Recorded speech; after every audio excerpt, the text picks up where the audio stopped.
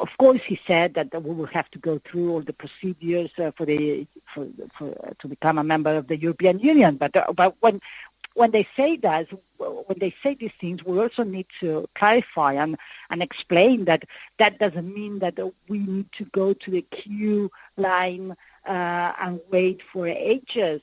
That's not a queue. Imagine it's the same situation as Scotland, that Catalan law already conforms to EU law, so there's not necessarily the same sort of process that happened with Bulgaria or Romania. It's unnecessary because the laws are already conform. Exactly. We already meet with all the protocols and regulations that the UE members should meet, because we're already members. Not like a state, but the dynamics, the agreements, the treaties. So that's like a technical step, and that's it.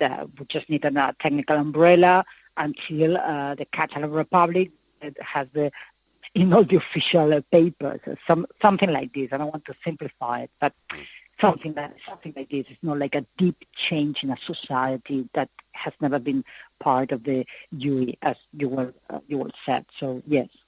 And I noticed today there was a march in Madrid, which is the support from an unusual or an unexpected place, where people were marching in Madrid to ask the Spanish government to stop doing what they're doing in Catalonia. Yes, that's right, and that's good. I mean, was that some people, I think it was 1,000 people, that they understand that this is crazy. I guess we can do 2 lectures of this. The ones that some people in Castilla, which also they are like independentists in Castilla, well, it means that what they want is for every nation to be sovereign, and then if it happens, we could do some kind of coordination. That doesn't even mean federal, something a step beyond that, right? It's not really concrete, because obviously for them it's so far away to think to break Spain, but they actually they are in the line of the idea of nations to be free to decide their future and with who they want to share sovereignty. So that's good. There's some that is for that, and others they defend the right to self-determination, but unfortunately they think that we can only apply it when they will be in government, because if they are of the belief that if we do a referendum but we don't agree it with the Spanish state, doesn't have the same validity. But for their understanding, in order to have a good validity, in order to have this referendum, because all the other political parties don't recognize this right, they are the only ones that they recognize it, Podemos. So unless they are in the government, this referendum, it will not happen. So it's a little bit tricky. So it's like, we recognize your right, but of course it will never happen until we are in the power. So help us win the government of Spain. And we answer them, oh, no, excuse me. I mean, it's very fine, thank you, that you agree that we have the right to self-determination. Fine, I mean, it's just reality.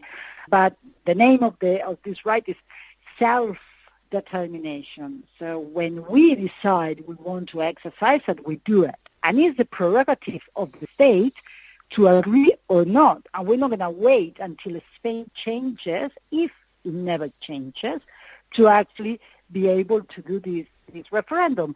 So it's a little bit tricky, because they recognize that at the same time they don't recognize that we can offer enough guarantees to exercise this referendum. And obviously we can tell them that the best guarantees are the ones that we give ourselves with international observers, because the Spanish state can't give any guarantees. I mean, I can't enter into maybe Spanish politics because it's too... But the level of corruption and the level of misery that at the moment is coming out from the Spanish state, nobody with common sense would think that these people can give guarantees to any democratic exercise. So we give the guarantees. We will have international observers. They can observe how everything is being done, and we're happy with that. And unfortunately, the Spanish left, the ones that they agree, because they are, there's some people that they agree that we have the right to self-determination and the right to exercise it now. Doesn't matter who rules Spanish state, and that's great. But for the ones that they are like in the middle, I think it's more electoral than any real support to the Catalans, to tell you the truth. I mean, there was because this that I have now explained, it's very well illustrated in a text that it was accepted and registered as an annex document to Constitutive Conference of the UN in 1945. And it was accepted, so one can find it there.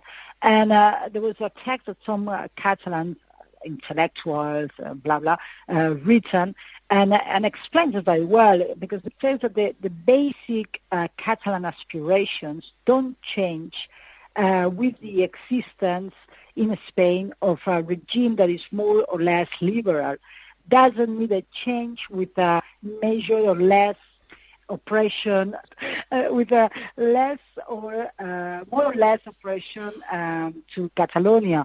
Catalonia has been oppressed under the monarchy. It has been oppressed under the Spanish Republic. That's true, and that's not something that many people know. Sometimes we have an idea of the Spanish Republic like something ideal, and actually there were there were very horrific attitudes from the government against Catalonia, the language, like always. So these people were quite right when they say that it doesn't change under monarchy, it doesn't change under Spanish Republic, and it doesn't change, of course, under Franco. The disappearance of Franco will free Catalonia from a Nazi fascism, but it will not free us from the Spanish oppression exercised by the heirs and heiresses, political heirs. That is a little bit what I was explaining at the beginning, that the machinery was the same. It has not been a transition. It has not been court trials against the Franquis. Argentina is at the moment asking for the extradition of one of the Franco ministers still living in Spain, and the Spanish government is saying no. That's another violating of international agreements. And the only way that we think a Spanish have a chance, well, that sounds a little bit patronizing, but from our point of view, democratic point of view, the only way Spain is going to have like the possibility for a fresh start is with the shaking that it means Catalonia independence. And we really mean it. And we think that the independence of Catalonia will be good for Catalans, but for sure for the Spanish. And as well, I think it's a benefit for Europeans. So, and for the Scots, and for the Welsh, and for many others, I think, in this consideration. But two quick questions, if we can. Just two quick questions to finish then. Are these anti-democratic measures that the Spanish government is taking, are they increasing support for independence in Catalonia itself before the vote? Are all of these things making the yes vote go up? I think that these measurements, what they're doing is for people that maybe are from a Spanish culture or a Spanish family, they feel more free to be more verbose, to be open, saying that they are going to vote. That is true. You can hear more voices that maybe before they were more quiet, more silent, and now they're giving them the reason to say, well, this is unreasonable. So I don't want to be silent, and my kids that are born in Catalonia with a Catalan friend who speak Catalan, I don't want them to think that I'm here like in silence while all these really awkward and realistic things are going on in the 21st century. So I'm going to vote. In that respect, yes, I think so. In the respect of actually people being independentist, maybe not that much. I think it's more a situation that helps people to do this step forward of talking about it. And there's some sectors or some families coming from Spain that maybe they felt awkward in this process, and now they're saying, oh, well, I can't be quiet, so I'm going to vote. I'm going to vote no, but I'm going to vote. There's a lot of that. I think it's more on that, on the no voters, that maybe they're going to vote. Okay. And the last question, so we can finish on a happier note or a funnier note. One of the things, when governments tend to put in these anti-democratic measures, the people tend to react with little acts of protest that are usually quite clever, funny, intelligent. Has there been anything going on there? I saw you posted a thing about the posters that they're trying to confiscate. People are putting them inside menus and this kind of thing. Have there been any kind of funny little acts of protest against this that you know about? Well, I think that what happens is that's why I started the interview saying that we are great, and because this is the feeling. I mean, it's not that we're feeling great because Spanish are doing all these oppressive actions, but because we feel great because we feel in community. We feel a strong collective attitude of happiness because we know who we are. I mean, and we know we are aware of our rights. And the fact that the institutions, the fact that we are 80% of the society, and now the parliament, the majority in the parliament, and the government, and we must admit, with the current president saying everything that needs to be said and listened, and so determined. The whole Catalonia, the whole Democrats, we are very determined. And that makes you feel that you are not alone ever. And these little proofs, like, for example, when we finished an event 2 days ago, right, we went to this restaurant in Olot, and we opened the menu, and finally you see this poster. It's another poster, right? It's a poster that nobody knows who made it, but it's running everywhere because it's in black and white, so it's easy to print in the house. Mm-hmm. No fancy colors, no fancy nothing. And you open and you see the poster there, and you look at the waiters, no, and you look at the owner, and everybody's like smiling, saying, we know what we're doing, and we're doing it together. And it doesn't matter if you're left, right, Christian, atheist, liberal, conservative, whatever, you're communist, whatever you are. Actually, we know that in order to achieve our ideals, political ideals, the best thing is to be independent, and it's for fairness, no, with our own history and the future. So there's this collective feeling, and that is great. It's I mean, we are feeling like we're going back to the popular referendums where it was more of a spontaneous. When the first time the police went to the first media to search for ballot slips, it was spontaneous that people just went there.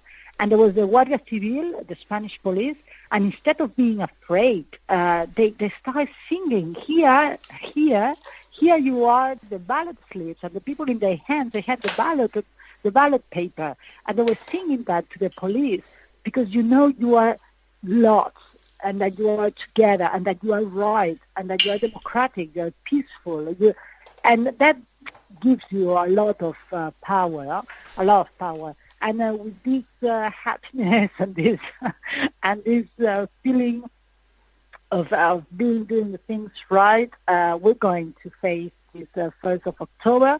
We're going to go to the electoral polls, and whatever we find there, we will overcome, and we will vote, knowing that that's the maximum exercise that a Democrat can defend and can do. And we will be very happy to share that feeling with all the Catalans, and of course with all the international, also from Scotland, that they will be sharing this exceptional day with us. And a reminder, if any of you maybe didn't know, wants to come as international visitor, You can.